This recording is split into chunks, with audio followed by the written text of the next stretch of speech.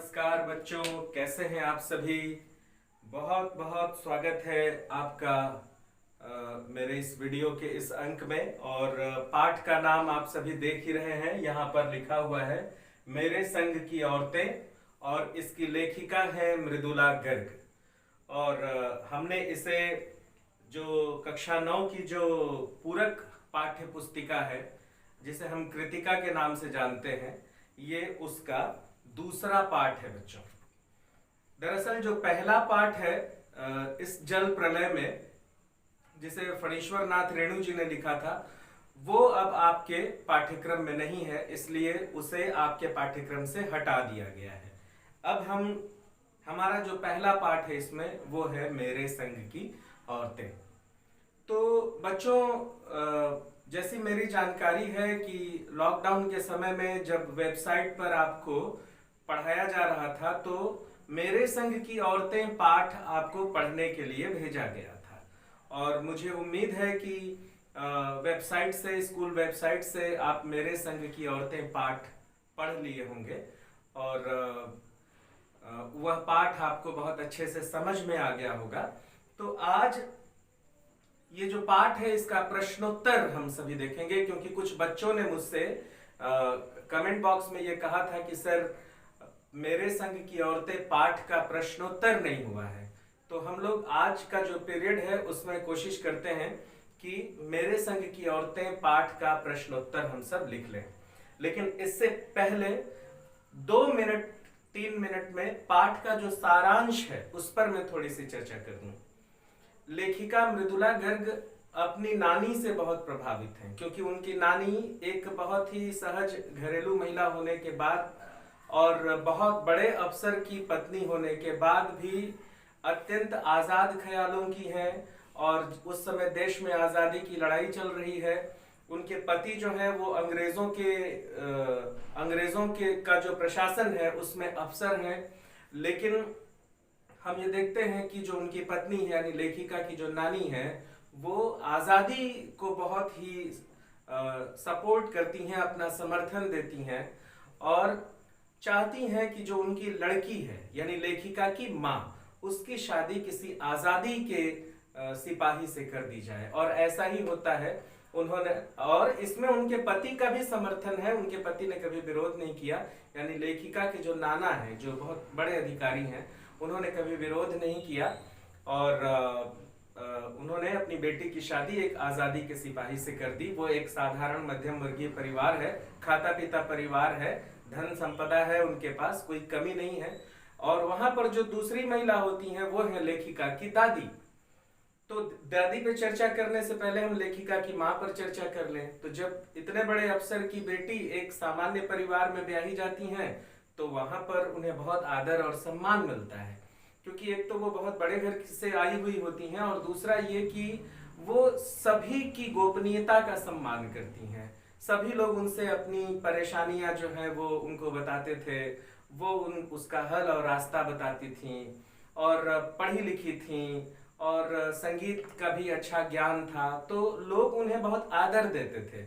एक सामान्य परिवार में एक बड़े परिवार से कोई बच्ची चली आए तो उसको जैसा आदर मिलना चाहिए वैसा ही आदर मिलता है। तो लेखिका की जो दादी हैं वो लेखिका की माँ यानी अपनी बहू को बहुत मानती हैं। दादी जो हैं वो भी बहुत ही अच्छे ख्याल और आजाद ख्याल की महिला हैं।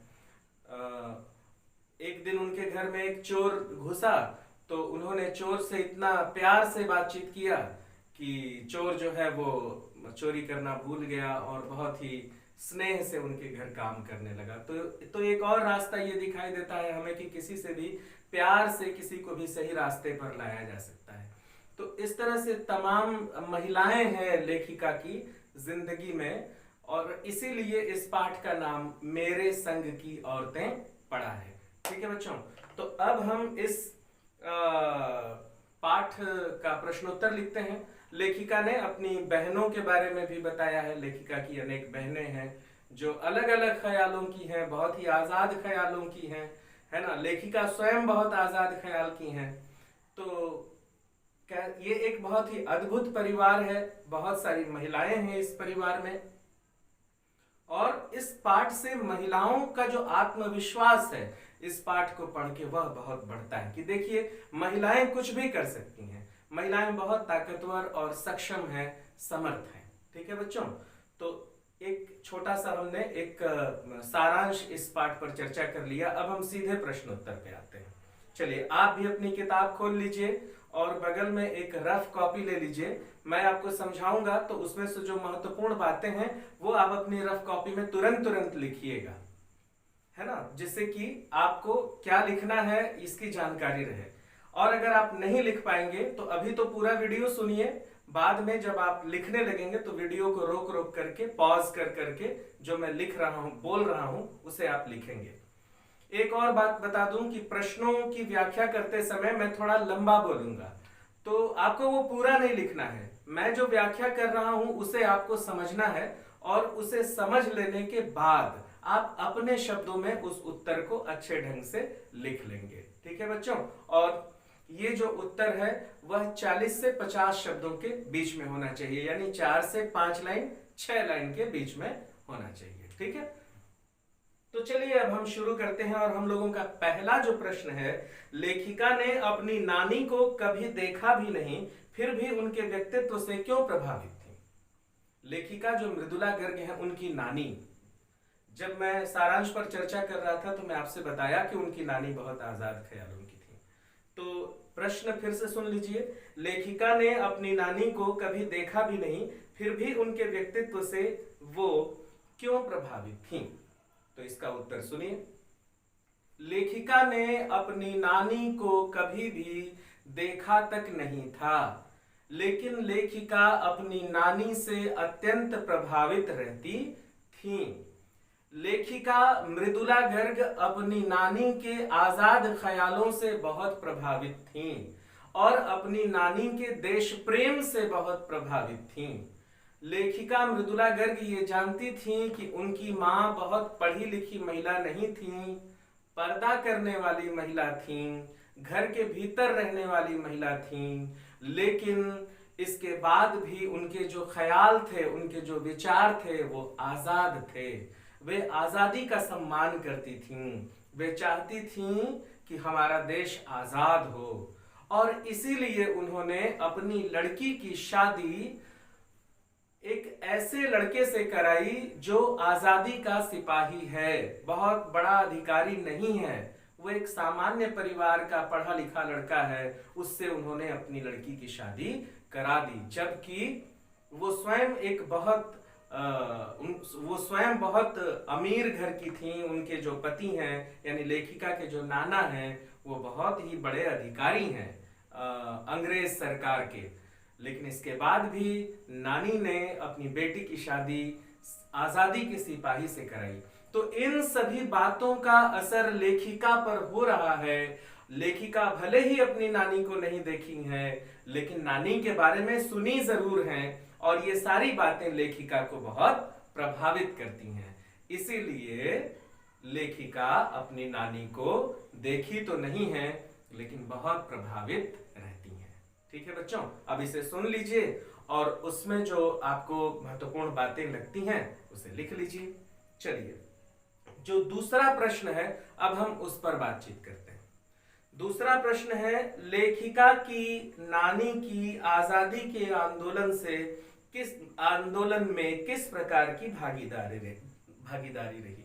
लेखिका की जो नानी है उनकी आजादी की लड़ाई में किस तरह की भागीदारी रही? तो देखिए बच्चों, लेखिका की जो नानी है उनके बारे में भी हम बात कर रहे थे। लेखिका की नानी सीधे सीधे आजादी की लड़ाई में किसी तरह की सहभागिता नहीं रखती थीं, सीधे सीधे जाकर किसी आंदोलन में हिस्सा नहीं लेती थीं, लेकिन इसके बाद भी लेखिका की नानी आजादी के प्रति बहुत सम्मान रखती थीं। वो आजादी का सम्मान करती थीं, आजाद लोगों का सम्मान करती थीं, और आजादी के लिए जो लोग लड़ रहे हैं उनका भी बहुत सम्मान करती थीं। वे हमेशा आजादी के दीवाने जो लोग हैं, आजादी के जो सिपाही हैं, उनका मनोबल बढ़ाए रखती थीं और स्वयं भी आजाद लोगों की तरह व्यवहार करती थीं। और उनकी भागीदारी तब बहुत जबरदस्त हो जाती है जब वो अपनी लड़की की शादी किसी आजादी के सिपाही से कराती हैं, न कि किसी साहबों के फरमाबरदारों से। इसलिए हम ये देखते हैं कि लेखिका की जो नानी है वो प्रत्यक्ष रूप से तो आजादी की लड़ाई में भाग लेती हुई दिखाई नहीं दे रही हैं, लेकिन अप्रत्यक्ष रूप से वो आजादी की लड़ाई में बहुत सक्रिय ढंग से भाग लेती हुई दिख रही हैं।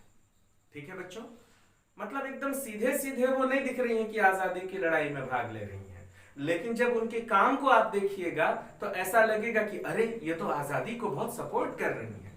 तो आजादी को सहयोग करना, आजादी की इज्जत करना, आजादी के लिए लड़ने वाले लोगों की इज्जत करना, ये भी तो आजादी के लिए काम करने के बराबर ही है ना। इसीलिए सीधे सीधे कोई भागीदारी नहीं दिखती नानी की, लेकिन अप्रत्यक्ष रूप से बहुत भागीदारी दिखती है। ठीक है बच्चों, अब तीसरा प्रश्न देखिए। लेखिका की मां, अब मां, लेखिका की मां, मां कौन है? वही जिसकी शादी नानी ने आजादी के सिपाही से करा दी थी, वही अब लेखिका की मां है। और लेखिका कौन है? मृदुला गर्ग। मृदुला गर्ग ये सारी बातें आपको बता रही हैं, अपनी नानी के बारे में, फिर अपनी मां के बारे में। अब देखिए मां पर प्रश्न है। लेखिका की मां परंपरा का निर्वाह न करते हुए भी सबके दिलों पर राज करती थीं। इस कथन के आलोक में पहला, लेखिका की मां के व्यक्तित्व की विशेषताएं लिखिए। दूसरा, लेखिका की दादी के घर के माहौल का शब्द चित्र अंकित करिए। दो प्रश्न है। क, लेखिका की मां की व्यक्तित्व, लेखिका की मां का व्यक्तित्व कैसा है, इसके बारे में आपको लिखना है। और दूसरा, लेखिका की मां जहां उनकी शादी हुई थी, अब वो उनका घर हो गया, उस घर का माहौल कैसा है, शब्द चित्र कैसा है। तो चलिए हम लोग क प्रश्न का उत्तर देखते हैं बच्चों।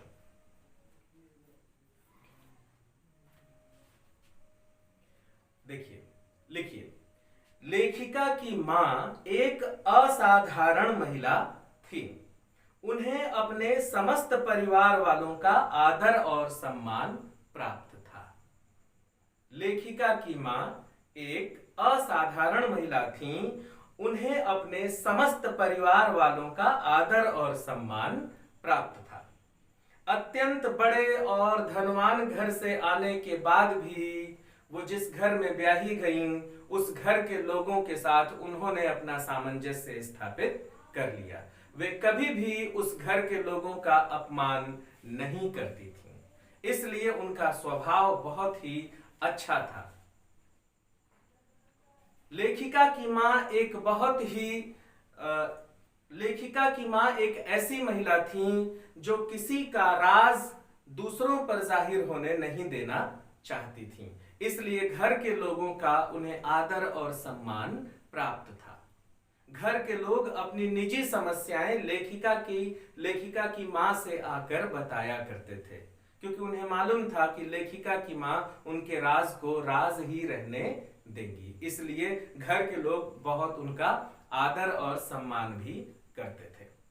तो इस तरह से लेखिका की मां का जो व्यक्तित्व है बहुत ही ऊंचा दिखाई देता है। लेखिका की मां देखने में बहुत खूबसूरत थी, बहुत सुंदर थी, बिल्कुल परी की तरह दिखाई देती थी। पढ़ने लिखने का बहुत जबरदस्त शौक था। वे अक्सर अपने बिस्तर पर लेटे लेटे पढ़ाई लिखाई करते रहती थीं। साहित्य में बहुत गहरी रुचि थी, इसलिए उनके कमरे में अनेक बड़े विद्वानों और लेखकों की किताबें दिखाई देती थीं। संगीत सुनने का उन्हें बहुत शौक था, संगीत से गहरा लगाव था। वे स्वयं भी गाया करती थीं, उन्हें अक्सर गाते हुए देखा जाता था। तो इस तरह से लेखिका की मां का व्यक्तित्व बहुत ही शानदार, बहुत ही शानदार, बहुत ही खूबसूरत और आकर्षक था।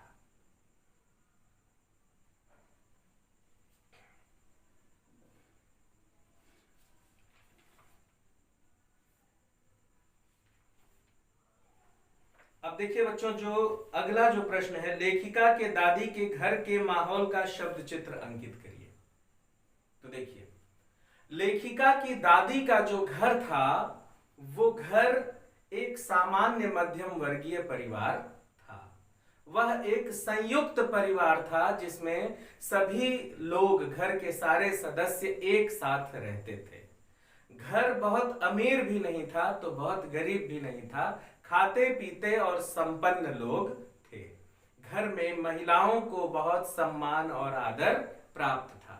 घर पर लेखिका की जो दादी हैं उनका बहुत सम्मान होता था, इसलिए यह दिखाई देता है कि बुजुर्गों का बहुत सम्मान था उनके घर में। इसके बाद उनके घर में आजादी के प्रति बहुत सम्मान था। उनके घर के लोग आजादी की लड़ाई में हिस्सा लिए थे। स्वयं लेखिका के जो पिताजी हैं वो आजादी के सिपाही थे, आजादी के लिए लड़ाई लड़ रहे थे। इसलिए उनके घर का माहौल देशभक्ति से भरा हुआ, प्रेम और सहयोग से भरा हुआ और बड़ों के प्रति आदर और प्रतिष्ठा से भरा पूरा परिवार था। उनके घर के लोग कभी एक दूसरे से झगड़ा नहीं करते थे। इतने अच्छे लोग थे कि चोर के आने पर उसे भी प्यार से समझाकर और उसे घर का सदस्य बना लिया।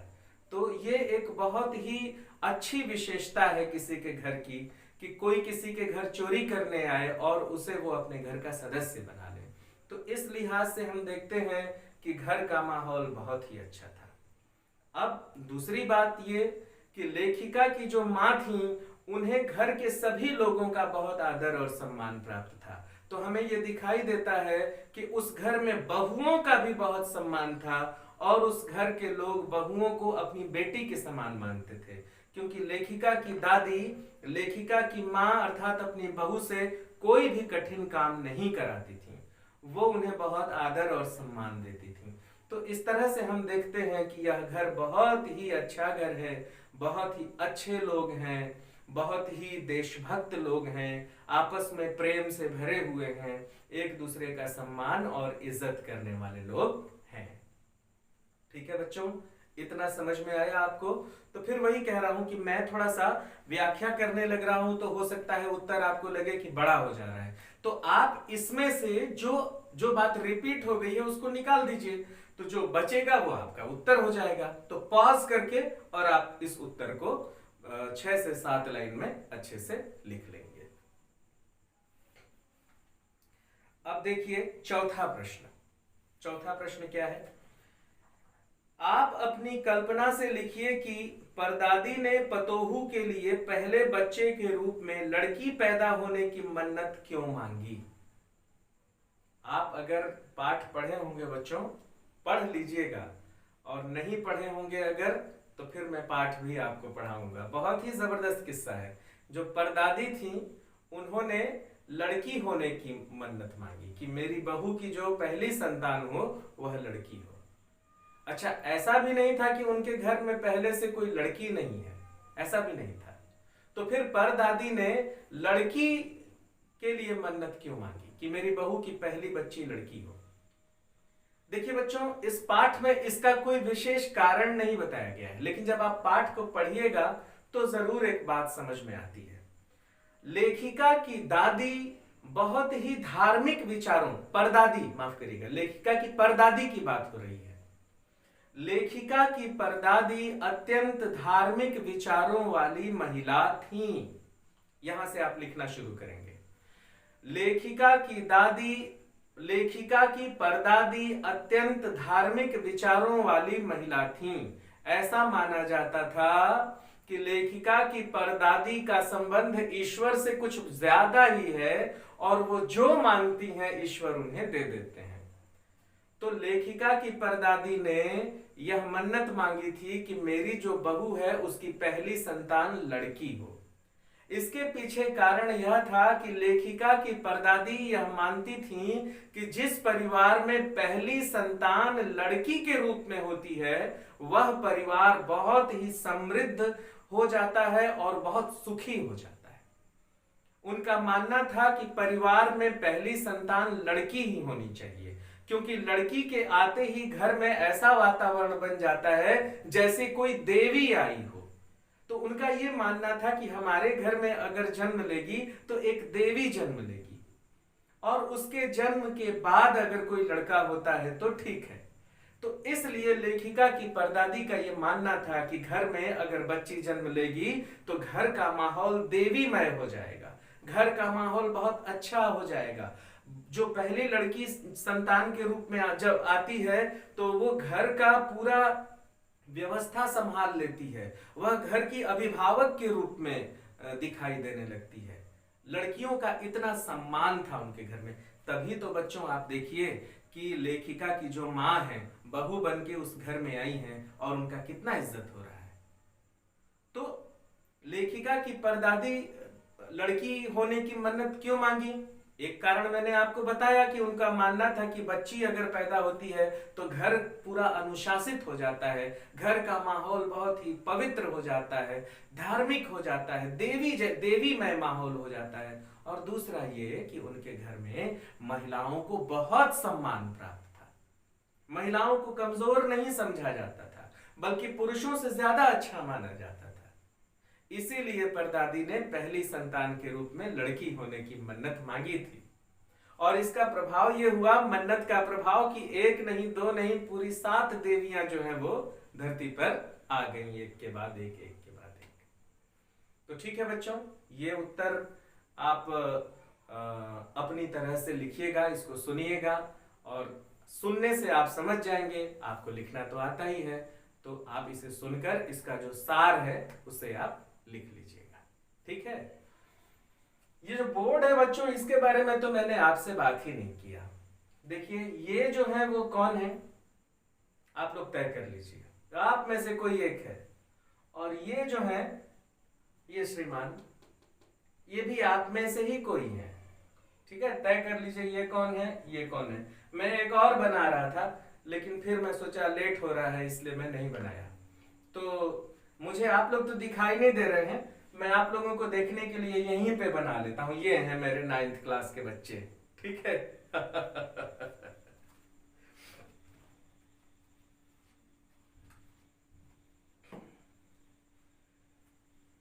तो बच्चों, चौथा प्रश्न का उत्तर हम सब लोगों ने देख लिया। अब पांचवा देखिए, पांचवा प्रश्न पढ़ रहा हूं, उसे मिलाइए। डराने धमकाने, उपदेश देने या दबाव डालने की जगह सहजता से किसी को भी सही राह पर लाया जा सकता है।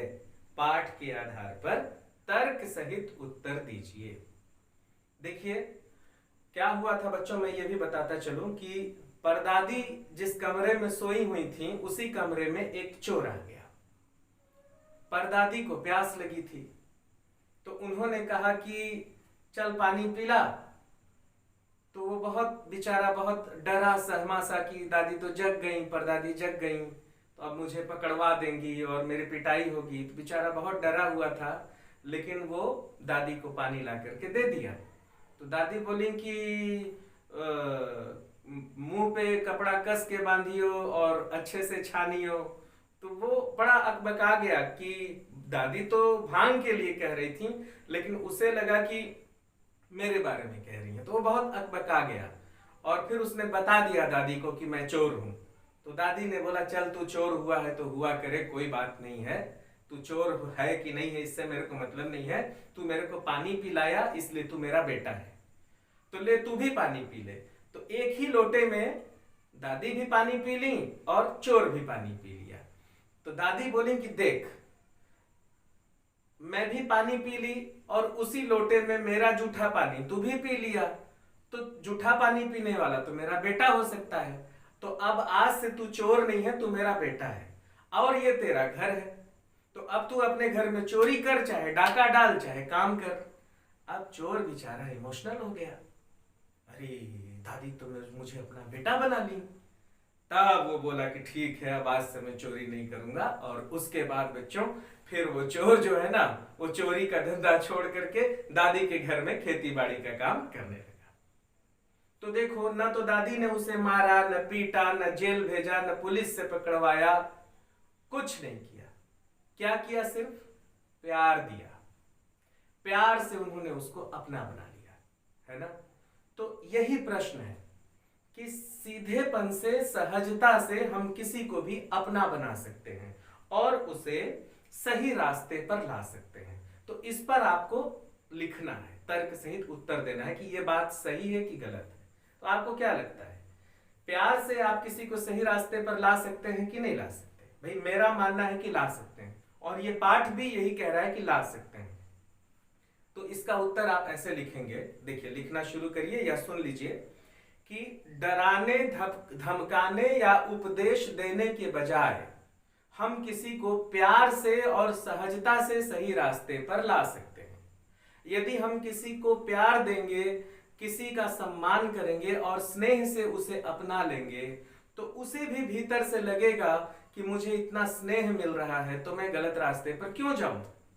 इसलिए वह व्यक्ति गलत रास्ता छोड़ देगा और प्रेम के कारण वो गलत रास्ते पर जाने से वापस चला आएगा और सही रास्ते पर जाने लगेगा, सुधर जाएगा। पाठ में हमें यह बात साफ साफ दिखाई देती है। पाठ में हम देखते हैं कि एक चोर है जो घर में चोरी करने घुसा है, लेकिन परदादी ने अत्यंत स्नेह के साथ उस चोर को अपना बेटा बना लिया, स्वयं भी पानी पिया और उसी जूठे पानी को उस चोर को भी पिला दिया और कहा कि आज से तुम मेरे बेटे हो। इस भावुकता का, इस करुणा का, इस प्रेम का उस चोर पर इतना असर पड़ा कि उस चोर ने चोरी करना छोड़ दिया और वह सदा सदा दिन के लिए दादी के घर का सदस्य हो गया और घर में काम करने लगा।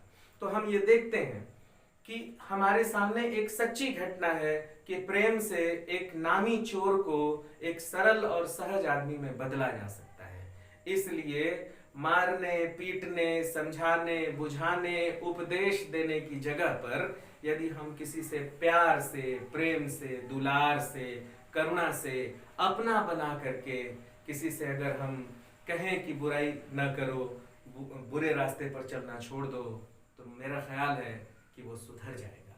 और यही चीज हम इस कहानी में, लेखिका की जो सच्ची कहानी है उसमें हम देखते हैं।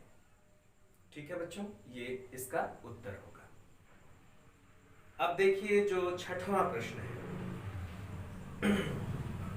शिक्षा बच्चों का जन्मसिद्ध अधिकार है।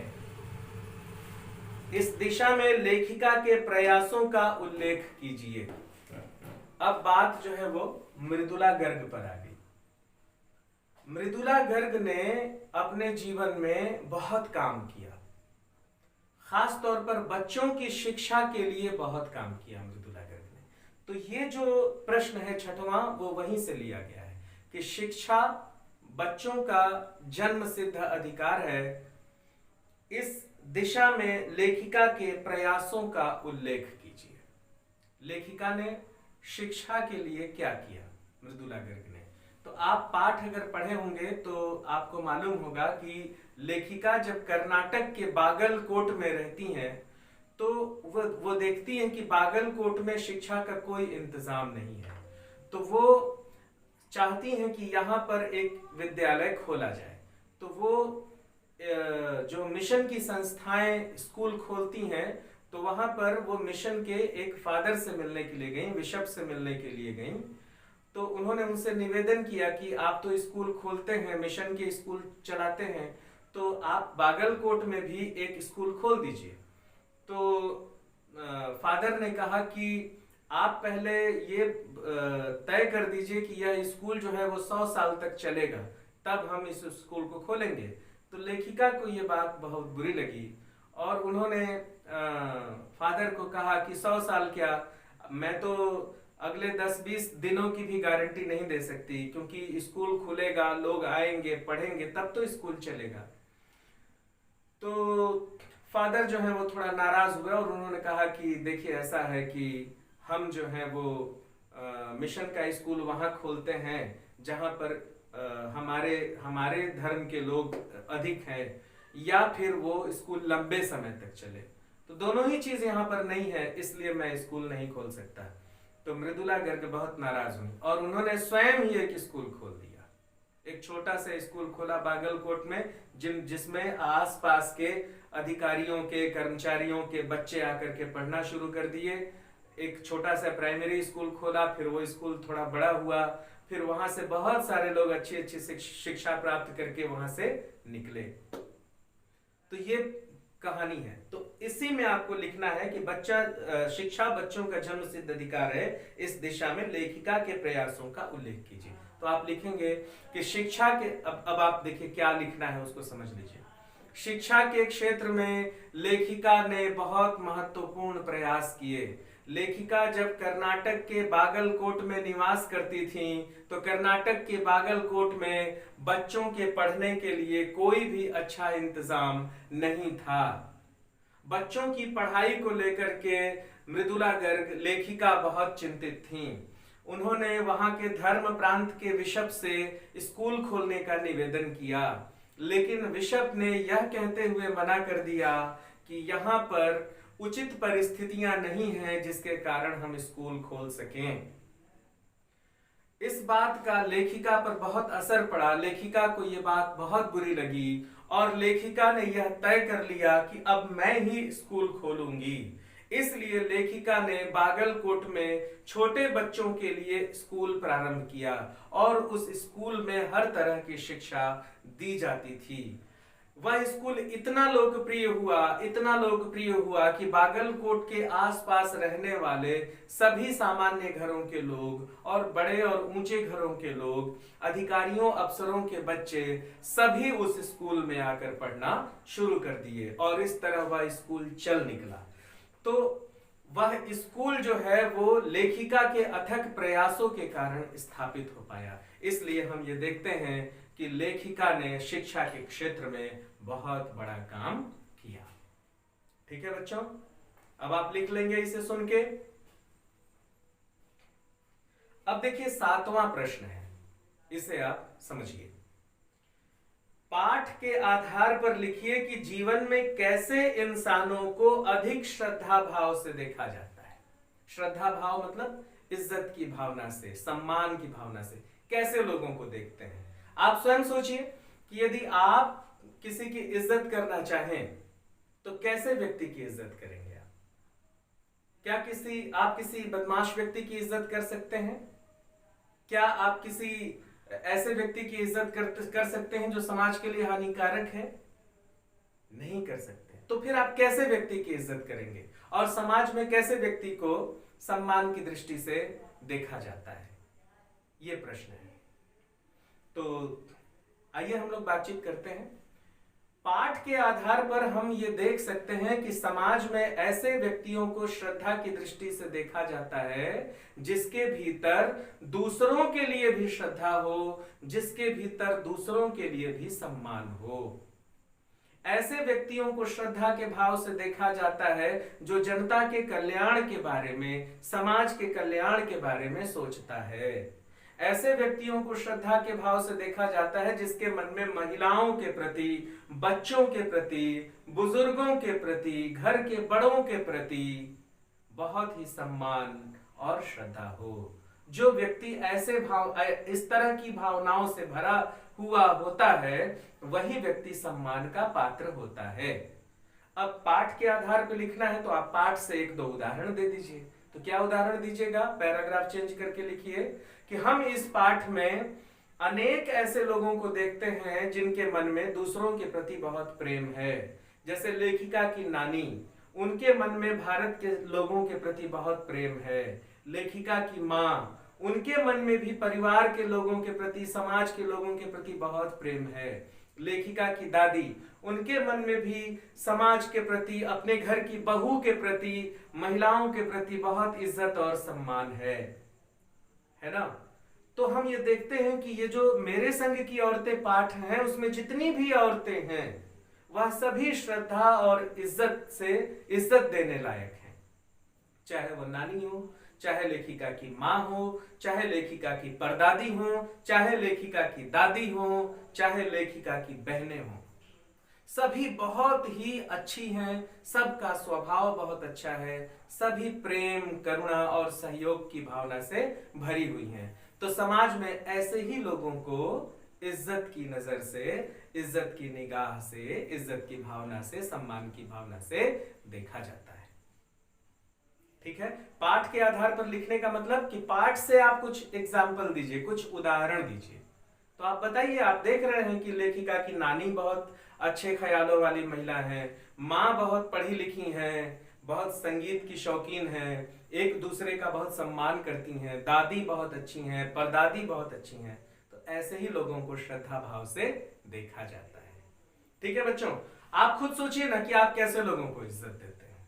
बस वही पूछा जा रहा है, वही पूछा जा रहा है कि आप कैसे लोगों को सम्मान की दृष्टि से देखते हैं, और पाठ के आधार पर लिखिए, मतलब पाठ से कुछ उदाहरण आप दीजिए। तो आप कर लीजिए इसको, है ना। अंतिम प्रश्न है सच, अकेलेपन का मजा ही कुछ और है। इस कथन के आधार पर लेखिका की बहन एवं लेखिका के व्यक्तित्व के बारे में अपना विचार व्यक्त कीजिए। तो बच्चों, ये जो प्रश्न है कि अकेलेपन का मजा ही कुछ और है, इसके आधार पर लेखिका की बहन रेणु और लेखिका का जो व्यक्तित्व है उसके बारे में आपको लिखना है। तो देखिए, सबसे पहले रेणु की बात करते हैं हम। लेखिका की जो बहन रेणु है वो बहुत ही दृढ़ विचारों वाली लड़की है। लेखिका की बहन रेणु एक बार जो फैसला कर लेती है, एक बार जो निश्चय कर लेती है, वह उस पर अडिग रहती है और अपनी मंजिलों की तलाश करती हुई वो आगे बढ़ती है। उस दृढ़ता पर दृढ़ रहते हुए, उस निश्चय पर दृढ़ रहते हुए वह आगे बढ़ती है। आसपास के लोग उसका विरोध करते हैं, लेकिन वो उस विरोध को मानती नहीं है, उस विरोध की ओर ध्यान नहीं देती है और आगे बढ़ती रहती है अपने मंजिलों की ओर, क्योंकि उन मंजिलों को उसी ने तय किया है। और अक्सर ऐसा करते हुए वो अकेली हो जाती है, और अकेली हो जाती है, उसके साथ कोई नहीं रहता, तो वो उस अकेलेपन का आनंद लेने लगती है। वो अकेलेपन में सोचती है, अकेलेपन में अपने भविष्य के बारे में कल्पनाएं करती हैं, अपने सुखद भविष्य को गढ़ती है। अकेलेपन में उसे बहुत मजा आने लगता है। इसलिए बच्चों, अकेलापन मनुष्य को निखार देता है। अगर आप अकेले हैं और अकेलेपन में आप कुछ अच्छा सोच रहे हैं, तो अकेलापन आपको आगे लेकर के जाता है। तो रेणु के लिए जो अकेलापन है वो रेणु को सही दिशा में ले जाता है। रेणु की जिद, रेणु का आगे बढ़ने के प्रति रेणु की जो ललक है, उसको उसका अकेलापन बहुत बढ़ा देता है। तो इस तरह से रेणु जब अकेली होती है तो रेणु बड़े बड़े फैसले करती है और आगे बढ़ने की धुन उस पर सवार हो जाती है और उसे वो अकेलेपन में पक्का करती है। अब इसी अकेलेपन की बात अगर लेखिका मृदुला गर्ग के लिए आप लेते हैं, तो आप देखते हैं कि लेखिका मृदुला गर्ग बहुत बड़ी लेखिका है, हिंदी साहित्य की बहुत प्रखर लेखिका है और उन्होंने हिंदी साहित्य के क्षेत्र में बहुत नाम कमाया है। तो यह नाम उन्होंने कैसे कमाया है? वो ऐसे कमाया है कि वो अपने अकेलेपन का इस्तेमाल अपनी सर्जना के लिए करती हैं। वह अपने अकेलेपन का उपयोग कुछ लिखने के लिए करती हैं। जब वो अकेली होती हैं तो कुछ सोचती हैं, कल्पनाएं करती हैं, वो ये तय करती हैं कि मुझे क्या लिखना चाहिए, क्या नहीं लिखना चाहिए। वो अकेलेपन में समाज को आगे ले जाने के बारे में सोचती हैं। इसलिए उनका अकेलापन भी समाज को आगे बढ़ाने वाला है, समाज को जोड़ने वाला है, समाज को कुछ देने के लिए है। क्योंकि जब कोई लेखक अकेला होता है, जब कोई लेखिका अकेली होती है, तो वास्तव में वह अकेले नहीं होते। वे कुछ सोचते रहते हैं, सक्रिय रहते हैं, कुछ करते रहते हैं, उनके दिमाग में बहुत सारी चीजें चलती रहती हैं। तो उनका अकेलापन एक अलग तरह का अकेलापन है और उनके अकेलेपन का मजा बहुत बड़ा मजा है। तो इस तरह से लेखिका का भी अकेलापन एक ऐसा अकेलापन है जो लेखिका को सक्रिय करता है, लेखिका को आगे लेकर के जाता है। तो इस तरह से हम देखते हैं कि मृदुला गर्ग का व्यक्तित्व भी बहुत ही शानदार और प्रखर है। पूरे देश में उन्होंने नाम कमाया, अपनी लेखनी से समाज को दिशा दे रही हैं और मृदुला गर्ग आज की महिलाओं के लिए बहुत बड़ी मिसाल है। तो बच्चों, लगभग सभी प्रश्नों पर हमने चर्चा कर ली है, सभी प्रश्नों पर हमने बातचीत कर ली है और ये पाठ आप एक बार खुद पढ़िए। देखिए, मेरा बात समझने की कोशिश करिए। जब तक आप पढ़ेंगे नहीं, तब तक आप पाठ को और उसके उत्तर को बहुत गहराई से नहीं समझ पाएंगे। ठीक है, तो एक बार आप फिर स्कूल के वेबसाइट पे जाइए, मेरे संग की औरतें पाठ का वहां पर वीडियो है, जिससे पहले के शिक्षकों ने उसे वहां पर डाला है आपके पढ़ने के लिए। यदि आप नहीं पढ़े हैं तो या तो आप उस वीडियो को देखिए या फिर एक बार पाठ को खुद ही पढ़िए।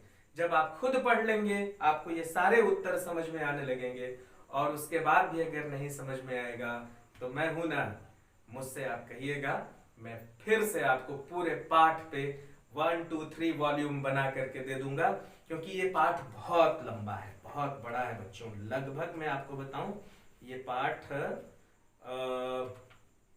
14 पन्ने से लेकर के 26 पन्ने तक, 12-13 पन्ने का पाठ है ना। तो 2-3 एपिसोड बनेंगे इस पर, तो पहले आप देख लीजिए कि वहां है कि नहीं और आप उससे संतुष्ट हैं कि नहीं, फिर मैं आपको, अगर आप कहेंगे तो मैं पढ़ा दूंगा। ठीक है, तो फिलहाल आप अपनी कॉपी तैयार करिए, मैं कभी भी कॉपी मांगूंगा, बिल्कुल समय का सदुपयोग करिए और कॉपी तैयार करिए। और इस एपिसोड में आज बस इतना ही बच्चों, आप मेरे साथ वीडियो देखते रहे, मेरी बात सुनते रहे, आपका बहुत बहुत धन्यवाद।